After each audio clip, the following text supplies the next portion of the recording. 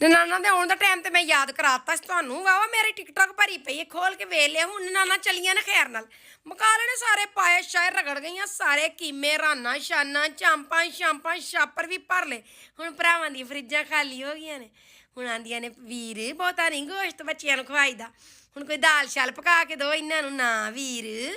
बहुते गोश्त ना बच्चियां नूं खारिश लग जाती एलर्जी हो जाती असीं नाले शामी चले हाँ अज साडी फ्लैट है अज साडी ट्रेन है अज साडी बस आ चली अज साडी गड्डी बाहर खलोती सारियां दे ड्रामे शुरू हो गए ने हुण सवेरे इन्हां नूं मां दी दाल खवाई परसों मूंगी मसरां दी वीर इन्ना गोश्त चंगा नहीं हुंदा सेहत लई खराब है बई चंगा की होना उन्हां दा फ्रीज़र तां खाली हो गया छापर तुसीं भर लेने हुण जाओ घरां नूं हुण जाके अपना भी पीड़नगियां हैं वेखियां तुसीं आइंदियां अपने नानों के जाने का टाइम होने लगा है मुलाहिजा फरमाने लगी हैं जाना क्योंकि हफ्ता गुजार लिया है 8 दिन उन्होंने खा पी लिया है रज के हैं धौणों से लेके पाँव तक सारा बकरा टटम कर गई हैं मिठी छुरी बन के जेड़े कप लेंदे बंदे सियालकोट पसरूर समड़ियाल दे ने मशहूर जिले का नाम ले रहा हूँ उम्मीद है समझ गए होंगे जुत्ती चोर गुजरात दे चोर पक्के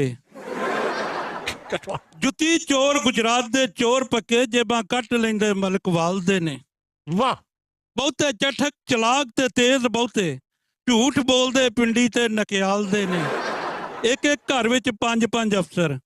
बंदे फतेह जंग जेलम नाल चकवाल दे ने इस्लामाबाद सफाई विच बहुत अगे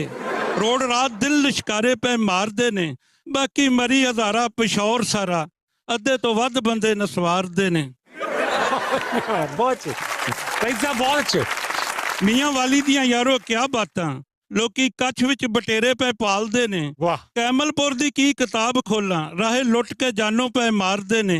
बंदे पखर दे गर्मी तो हैन काले सख्त दिल बंदे डेरा इस्माइल खान दे ने कोटा ठंडी हवा पे सदा चले मिठे सेब मुस्लिम बाग दे ने कराची दियां यारो क्या बातां खटमल बहुते ते लोकी राती जाग के मारदे ने बस कर सही मिठी छुरी बन के जेड़े कप लेंदे बंदे सियालकोट पसरूर समड़ियाल दे ने मशहूर जिले का नाम ले रहा हूँ उम्मीद है समझ गए होंगे जुत्ती चोर गुजरात दे चोर पक्के जुत्ती चोर गुजरात दे चोर पक्के जेबां कट लेंदे मलकवाल दे ने वाह बहुते चठक चलाक ते तेज बहुते झूठ बोलदे पिंडी ते नकियाल दे ने ਵਜ਼ੀਰਾਂ ਨੇ ਪਹਿਲਾਂ ਨਬੀਨੇ ਬੰਦੇ ਕੋਲੋਂ ਟੈਸਟ ਲਿਆ ਕੇ ਉਹਨਾਂ ਕੀ ਕੀਤਾ ਵੀ ਜਿੱਥੇ ਨਬੀਨਾ ਆ ਕੇ ਬੈਂਦਾ ਸੀ ਨਾ ਉਹਦੀ ਕੁਰਸੀ ਦੀ ਗੱਦੀ ਦੇ ਥੱਲੇ ਇੱਕ ਕਾਗਜ਼ ਦਾ ਵਰਕਾ ਰੱਖ ਦਿੱਤਾ ਨਬੀਨਾ ਆਇਆ ਉਹਨੇ ਆਣ ਕੇ ਕੁਰਸੀ ਦੇ ਉੱਤੇ ਬੈਠਾ ਤੇ ਬਹਿ ਕੇ ਤੇ ਫਟਾਫਟ ਉੱਠ ਗਿਆ ਜਲਦੀ ਨਾ ਉੱਠ ਗਿਆ ਉੱਠ ਕੇ ਕਹਿਣ ਲੱਗਾ ਜਾਂ ਤੇ ਅੱਜ ਰੱਤੀ ਭਰ ਜ਼ਮੀਨ ਉੱਚੀ ਹੋ ਗਈ ਹੈ ਜਾਂ ਰੱਤੀ ਭਰ ਸਮਾਨ ਥੱਲੇ ਹੋ ਗਿਆ ਵਜ਼ੀਰ ਹੱਕੇ ਬੱਕੇ ਰਹਿ ਗਏ ਉਹਨਾਂ ਕਹੀ ਯਾਰ ਅੱਖਾਂ ਤੋਂ ਨਬੀਨਾ ਬੰਦਾ ਉਹਨੇ ਗਏ ਨੇ ਕਿੱਡੀ ਪਹਿਚਾਣ ਕੀਤੀ ਕਿ ਕਾਗਜ਼ ਦੇ ਵਰਕੇ ਦੀ ਗਹਿਰਾਈ ਵੀ ਸਮਝ ਗਿਆ ਉਹਨਾਂ ਜਨਾਬੇ ਵਾਲੀ ਬਾਦਸ਼ਾਹ ਨੂੰ ਦੱਸਿਆ ਬਾਦਸ਼ਾਹ ਬੜਾ ਖੁਸ਼ ਹੋਇਆ ਉਹਨੇ ਆਖਿਆ ਇਹਦੀ ਅੱਧਾ ਟਕਾ ਤਨਖਾਹ ਵਧਾ ਦਿਓ ਇਹਦੀ 1.5% ਕਰ ਦਿਓ ਫਿਰ ਉਹਨਾਂ ਜਿਹੜਾ ਅਸਲ ਤੇ ਨਕਲ ਦੀ ਪਹਿਚਾਣ ਕਰਨ ਵਾਲਾ ਸੀ ਉਹਨੂੰ ਉਹਨਾਂ ਕੀ ਕੀਤਾ ਵੀ ਦਾਲ ਖਵਾ ਕੇ ਨਾ ਉਹਨਾਂ ਇੱਕ ਢੱਗੇ ਨੂੰ ਬੈਲ ਨੂੰ ਹਾਂਜੀ ਦਾਲ ਖਵਾ ਕੇ ਤੇ ਉਹਨੇ ਜਿਹੜਾ ਗੋਇਆ ਕੀਤਾ ਵਿੱਚੋਂ ਦਾਲ ਝੋਕ ਕੇ ਉਹਨਾਂ ਦੁਬਾਰਾ ਪਕਾ ਕੇ ਉਹਨੂੰ ਉਹਦੇ ਅੱਗੇ ਰੋਟੀ ਰੱਖ ਦਿੱਤੀ ਖਾਣ ਲੱਗਾ ਉਹਨੇ ਪਹਿਲੀ ਬੁਰਕੀ ਮੂੰਹ 'ਚ ਪਾ ਕੇ ਉਹਨੇ ਕੱਢ ਦਿੱਤੀ ਉਹਨੇ ਕਿਹਾ ਖਾਧੀ ਦਾ ਕੀ ਖਾਣਾ